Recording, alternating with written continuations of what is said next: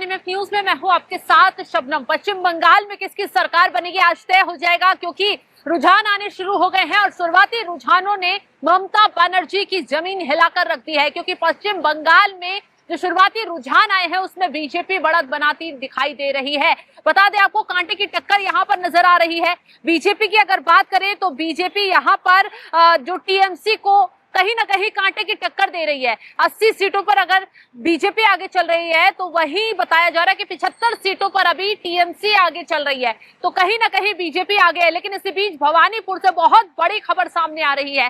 वो भवानीपुर इलाका जो ममता बनर्जी का गढ़ है, जहां से ममता बनर्जी पहले भी जीतती आई है, लेकिन इस बार ममता बनर्जी अपने ही अभेद किले में फंसती नजर आ रही है। क्योंकि भवानीपुर से जो शुरुआती रुझान आ रहे हैं उसमें ममता बनर्जी पिछड़ती हुई दिखाई दे रही है। और चौंकाने वाली बात तो यह है कि शुभेंदु अधिकारी भवानीपुर सीट से आगे चल रहे हैं। तो ऐसे में वही भवानीपुर जहां काउंटिंग शुरू होने से पहले ममता बनर्जी, टीएमसी के तमाम नेताओं ने हंगामा खड़ा किया, बवाल खड़ा किया, चुनाव आयोग को घेरने की कोशिश की, आरोप लगाया कि भवानीपुर की कई इलाकों की लाइट काट दी गई है ताकि सीसीटीवी बंद हो जाए, ताकि गड़बड़ी की जाए।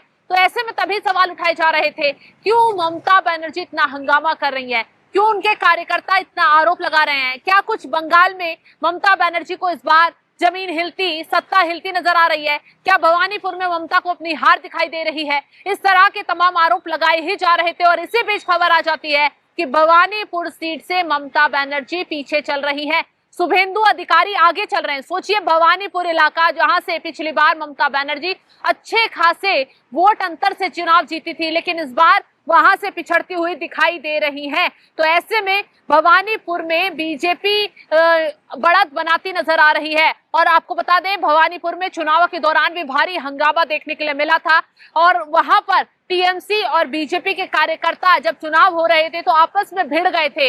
यहाँ पर ममता बनर्जी लगातार आरोप लगा रही थी कि देखिए कैसे बीजेपी जो है डराने की कोशिश उनके कार्यकर्ताओं नेताओं को कर रही है। यहाँ तक कि ममता बनर्जी ने तो सेंट्रल एजेंसियों तक को नहीं छोड़ा था। ममता बनर्जी के जरिए लगातार आरोप ये लगाया गया था कि यहाँ पर सेंट्रल एजेंसियां तैनात कर उनके लोगों को बंधक बनाया जा रहा है और रात रात भर सो नहीं पाई हैं, बूथों का दौरा कर रही हैं। और अब तो उन्होंने, आपने देखा होगा कि कैसे जहां ईवीएम रखी गई थी स्ट्रांग रूम के बाहर भी कैसे काउंटिंग शुरू होने से 1-2 दिन पहले ममता बनर्जी के कार्यकर्ताओं ने धरना दिया, बवाल काटा, हंगामा किया और नतीजा देखिए क्या निकला।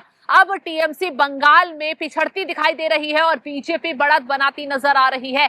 कहीं ना कहीं अब भवानीपुर सीट में ममता फंस रही है और कहा जाता है एक दिलचस्प बात कि भवानीपुर सीट वो सीट है जो यहां से जीतता है वही सत्ता की चाबी अपने पास रखता है। मतलब ये भवानीपुर वो सीट है जो कहा जाता है कि भवानीपुर की सीट ही सत्ता तय करती है, मुख्यमंत्री की दशा और दिशा तय करती है। अब ये सीट सबकी निगाहें इस पर बनी हुई है, कभी बीजेपी आगे जाती है, कभी पीछे जाती है, कभी टीएमसी आगे जाती है, कभी पीछे जाती है। लेकिन जो अभी बड़ी खबर सामने आ रही है वो यही है कि भवानीपुर सीट पर ममता बनर्जी पिछड़ती हुई दिखाई दे रही है और इस सीट पर शुभेंदु अधिकारी बढ़त बनाते नजर आ रहे हैं। तो ऐसे में आने वाला वक्त क्या होगा ये देखना दिलचस्प होगा, क्योंकि जैसे जैसे अब ईवीएम खुलना शुरू हो रही है, अभी तो ईवीएम की काउंटिंग जैसे जैसे आगे बढ़ रही है, वो ममता बनर्जी और पूरी टीएमसी में खलबली मचाए हुए हैं। इस वक्त टीएमसी में सन्नाटा है, लेकिन कई जगहों पर बवाल करने की कोशिश की गई है।